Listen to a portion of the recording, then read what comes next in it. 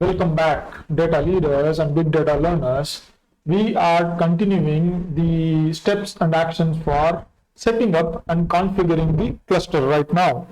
We had completed the Hive installation. However, we had certain challenges in connecting the Hive with the Metastore, that is the Postgres database catalog. We are going to start right from where we left. I hope that you guys have already come to this level before you start this video, where you have already downloaded all the necessary executables and then installed HDFS, yarn, got and ensured that your HDFS and yarn are working properly. You validated it, and then you have also installed Hive, and you must be facing some challenges with the connectivity between Hive and the database. So without further waiting, let us go to the terminal. And the most important point I realized is that after doing some research is, just give me a moment, I have, let me do a pull of the database. Let us make a pull to my GitHub repo, and I have modified a couple of points in the BYOB deploy.sh, especially on the database modification that we need to do. So let me cat the file so that we can see what is the modification. BYOB deploy. The major point I wanted to add was that before we start the schema tool DB type Postgres init schema, we have to grant all this permissions to the Hive inside the Postgres Docker. Okay, so let me show you how to do that, because that was one of the challenges I was facing. So I had only granted these 3 privileges. If you remember the first step, when we configured the Postgres, I had given grant all on databases, all privileges on all tables, and all privileges on schema. But still, it was not allowing me to work on the schema public. That was the error that we were getting in the last video, right? Then after further additional research, the idea was that to alter the Metastore owner itself to Hive, and then give additional grant methods on create as well as usage. So this is what I had done. So let me go to the, let me once go to the Docker. So ensure that the Docker is running. So Docker start, and we are going to say BYOB DB, and we see that the Docker is starting, and then we do a PSQL, and we are going to see, we are still going to do Postgres user only, because we can provide the access, grant the privileges only inside the Postgres user. You cannot do that from Hive itself. You need to have Postgres user and ensure that, okay, so we have to give the port number. So port number is 6432. The default port number is 5432. So if we don't have anything running there, then it will fail. And we are here, and you start providing the privileges, the grant privileges right here. Once you have provided the grant, I have already tried and ensured that the privileges has been provided. So first and foremost, you need to grant the privileges of owner to Hive. So you need to, for the Metastore database, you have to make the owner as Hive. So I have already made that. Okay, and I have already tested these commands, and if I do an L right now, you'll see that the Metastore database owner is Hive. This is the first and foremost change that I made. And then what I had done was I had started giving additional grant permissions for usage on schema public to this particular grant usage and grant create. So initially I had only given usage and schema public to Hive. So then the next thing that I had to do was grant create on schema public to Hive.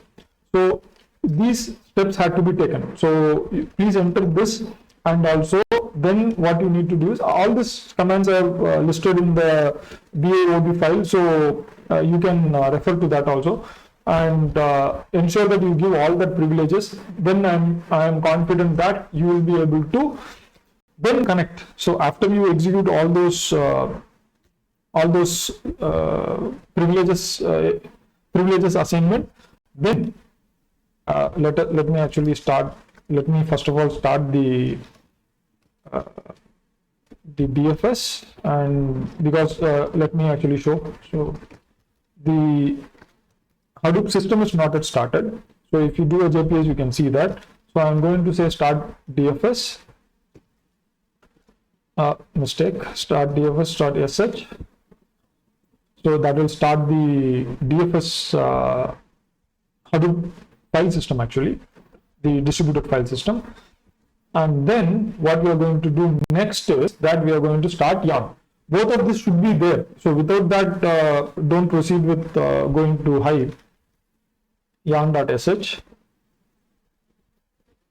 And then actually what you need to do is, in my case already the database, the schema has been created, but you can still try that.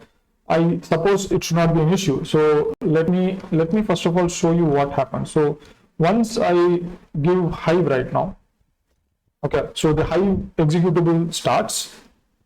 So you need to have DFS, you need to have yarn, and then you need to start Hive. So that is how you will get the session ID here, Hive session ID, and then you'll see that Hive on MR is deprecated, and that's how you'll start. So most important thing is, once you come here, you can say show databases, and you'll see that it shows the database, and you can start creating databases here also.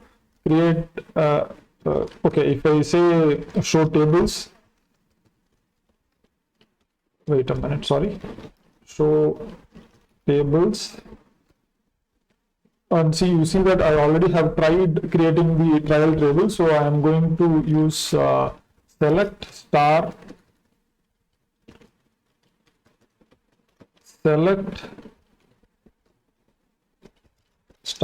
from trial.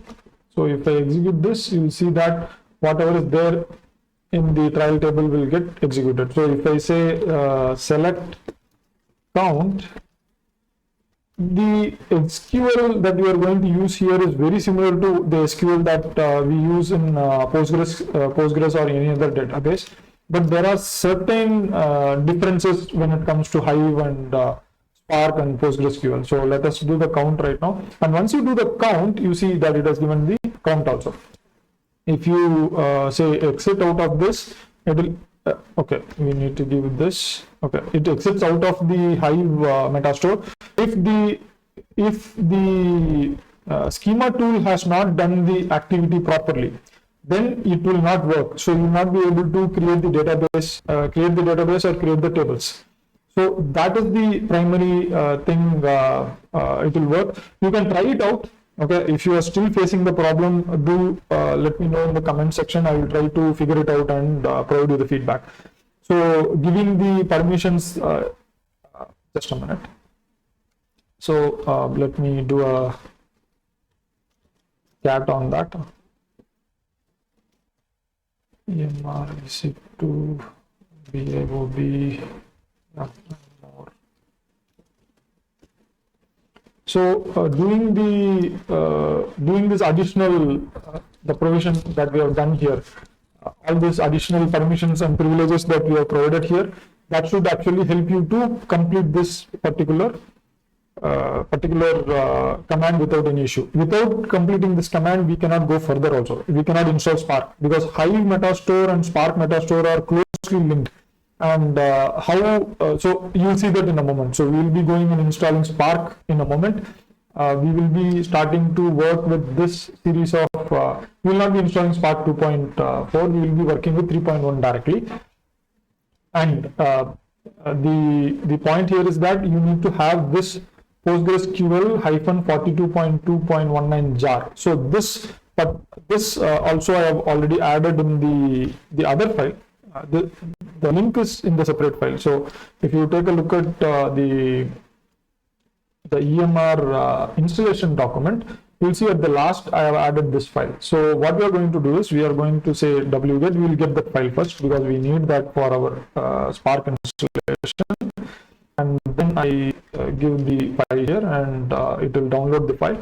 It's a small file. It's required though. It's a small file. It actually connects the Spark environment with the PostgreSQL. So this is required. So like how Hadoop had Guava, this Spark will have PostgreSQL jar.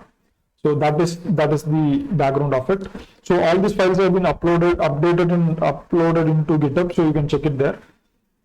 Now the question stands here. So now we have Hive. Hive is working. You saw the tables and databases. What I wanted to show you was not just that. Hive, once you do any kind of databases, you can actually see that it creates the tables, or in fact it's folders. Basically, it creates folders inside the, I think it's wrong. Yeah, it is ls user, I suppose. Yeah, you see that once the Hive is created, once the Hive Metastore has been created, you will see that user/Hive, the new folder has been created directly by the supergroup. I did not create this. This was created by the Hive itself. And if you do a ls into Hive, you'll see that it has a warehouse. Warehouse is the place where all the files, all the tables are located. So if you do a warehouse ls on the warehouse, you'll see that there are, first of all, you will see that tables are directly there. And if you do an ls on the table, you will see it's just a file. Whatever data that we are writing as tables, it's actually a file. So you can actually do a cat command on this, and you can see that this file is readable. So how many zeros are there? I think it is having 6 zeros and a 0, and I'm going to do a LFS cat. And see, the point here is that you saw this. So this is a simple text file. That is how Hive, even though you see a simple text file here, but the Hive and Hadoop actually work together in such a way that when you are going to ask the same file, you are going to ask the same file as a table inside the Hive, Hive execution environment, it will give you as a clean table. So the programming that is done there is quite effective. But what I'm trying to show you is the actual guts of how the database, how the Hive Metastore and how the database in Hive is actually kept here. So that's why I wanted to show this to you guys. And without further ado, let us start working on Spark installation. Now that Hive installation is done, we need to get Spark installation going on. Let us, as usual, start working with the same file that the file that contains all the links. We will use biob deploy.sh, and we will use the more command to take a look at what files we need to download. And we have already downloaded the file. All we need to do is we have to start configuring it. And configuration is very similar to what we did till now. So we already have the Spark in our local folder inside our home directory. So we do the Spark bin and we extract the file, and then we move the folder to opt, and then we do the same process again. So you see the repetition that we are doing, right? So once you get a groove of this, then you will understand, okay, so this is what we are doing. You have to do it at least twice, at least 2 to 3 times. Once you do it, then you will understand. It's actually not, it's, okay, we have a challenge here. Okay. The challenge is, just a minute. The challenge is that I did not use sudo.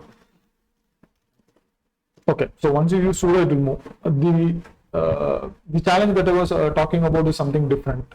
So let us first of all complete this setup, and there will be a separate discussion on how to work with these files later, work with these tools and tools that we have created right now. As of now, we are just installing them, and we are just trying them out a bit. We are not actually going through them rigorously. So see, the major thing that I realize is that installation process has to be as fast as possible so that we can understand what is going on really fast. Or else what will happen is lots of confusion happens and we cannot proceed further.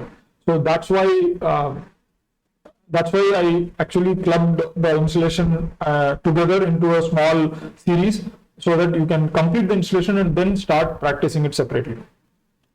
Let us, okay, so here you see that we are linking the Hive site, so this is actually interesting, right? I told you that the Hive Metastore and Spark Metastore are linked. You can see that here. I am actually linking, I am doing a soft link between opt Hive. So this is Hive folder, and inside the Hive we have conf and Hive site. So the Hive site is the file that contains all the necessary connection detail to the Postgres database that we have running. So that is the file that and that is also used inside the Spark 3 also. Spark 3 and conf. Oh, hold on. My conf dot. Okay, so that should get the links up and running. And next, what we are going to do is we have also other configurations apart from Hive site. So we have Spark configuration also, right? So we are going to copy that. Let me copy that first, and then let me show you the cluster config files that is available in the Spark 3. We'll be doing a lot of activity after this in creating links between multiple folders. So you will understand a lot more about this particular setup. And I'm going to copy this to folder, and let us see what is there in the. Let us do an LF on cluster config. Let us do an LS on cluster config, because that is where you will see the actual files that we are copying. Okay, so you'll see that we are copying spark defaults.conf and spark env.sh. So let us do a cat on, okay, we cannot do a cat directly, so we have to use this opt spark 3 and conf on spark defaults. .conf, and you'll see that the way the entire set, the configuration file for Spark is completely different from the configuration file that was used for Hadoop and Hive. So here, this is how the configuration file looks, and you see that the spark.jars file, the HDFS spark.jars file, this file is actually one of the important step that is required for Spark 3 to be enabled. So there are lots of supporting files that comes into picture here. So we will see that step by step. And Derby system is a kind of a database. It's a single session database for Hive, so which is actually not very stable. So that's why you are using PostgreSQL for the maintaining the catalog. So there is a history behind it, but I'm not going to go into behind that. So once we have the Spark enabled, we will have separate HDFS file for Spark 3 and logs. So all these things we have to create. So we'll be creating it in a couple of seconds, couple of minutes in this video. I just want to show you what is there, and then we will look at the Spark env. We'll look at Spark env.sh, and we see that the home is still Hadoop, and the Hadoop configuration is still maintained, that it is not getting changed there. And the next step, what we are going to do is we are going to take a look at the next step that we are going to follow. So all these steps, the most important step that we will follow is to copy the. You will see, to my knowledge, we will be copying the files, the PostgreSQL file right now. So we have done the configuration. Yeah. So we are going to start making the jar files. So we have to first create the jar files and jar folder, and then we have to use it. So let us start working on that. So sudo, we have made the copy. So make directory P. So this P switch will take care of creating the intermediate folders also. So Spark jars, and then we are going to move the sudo move the Postgres jar file that we got. We are going to move it into the jars folders inside the Spark environment, Spark folder, that is jars folder. Okay, we have moved it there, and then we are going to own the folder. So this time we did it a little excuse me, we did a little bit different. So let us start the process. Sudo chown and user $user r opt Spark. We are actually only owning this folder, right? You see that we don't need to own the, what is it called, the soft link, so it will get owned automatically. Okay, so we have already made the HDFS DFS make directory for Ubuntu. We have already done that. Now we will do it for Spark 3 .jars. Spark 2 we are not doing it. Spark 3 will be doing it, and we will be then copying the files also. So let us start working on the HDFS DFS, and ensure before you start, ensure that your nodes are all up and running, or else the HDFS DFS command will not work. So let us execute the HDFS DFS -mkdir -p, and we are going to create Spark not 2, 3. Okay, we are going to only install Spark 3. Okay, make directory. So it will take a moment to complete the directories, and yeah, there it goes, it is completed. And next we will see further steps that we need to do from the file. So you might be thinking, okay, why to refer?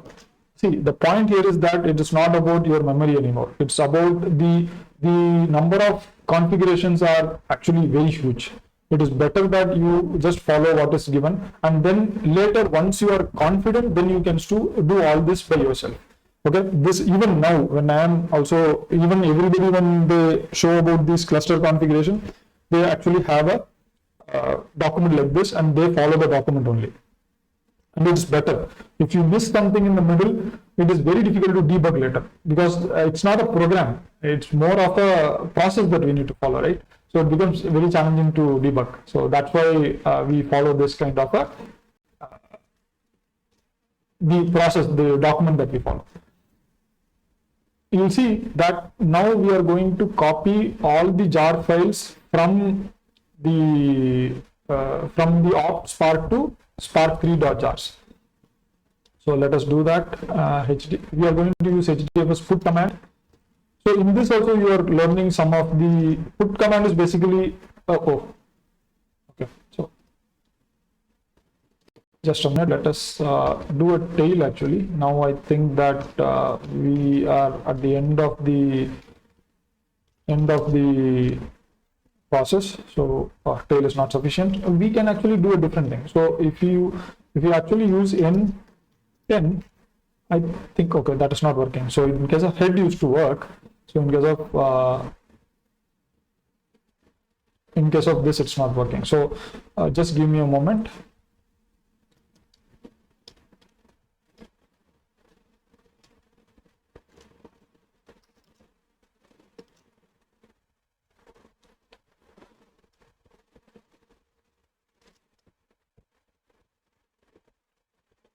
So HDFS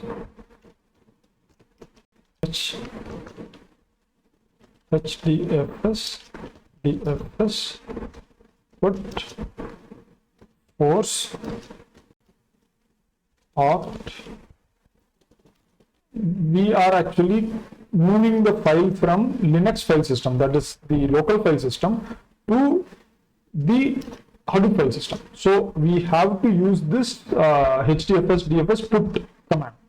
And the same way you can actually take a get command also to move the files from Hadoop file system to local file system. So that is also available. We will be looking into that in after a couple of videos. So we are going to move the jar files. It will take a couple of minutes.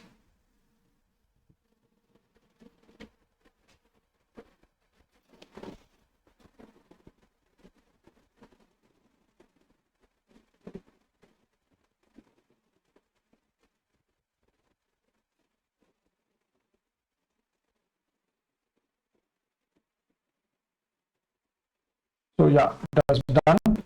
And now we have already copied the Spark files to that. And next what we are going to do is we are going to link Python 3 to Python, because initially you saw that when we asked for the challenge that we are facing, you remember when we ask for Python, it will not be able to immediately, it will say that it is unable to find the executable. This is because that there is no any linkage. So we are going to create the linkage now using this command, and we are going to execute that. Okay, that is done. And the next step that we are going to actually do is that so we have to use sudo. I forgot to use that. There it goes. And then we need to install the Jupyter notebook. So we have not yet installed JupyterLab. So we will be installing JupyterLabs in the next folder, next video. So at this moment, let me actually go back to the PDF. So right now we have actually done the entire process. We have already installed the Spark installation also. Next, we need to configure JupyterLab, and in that process, we will be configuring PySpark 3 also, and we will enable, and we will also test drive Spark installation. So all this activity we will be doing in the next video. So stay tuned for that. We are almost there, guys. So we are at the last step of configuring the Spark and Python environment, and then we have our own data warehouse in the cloud environment.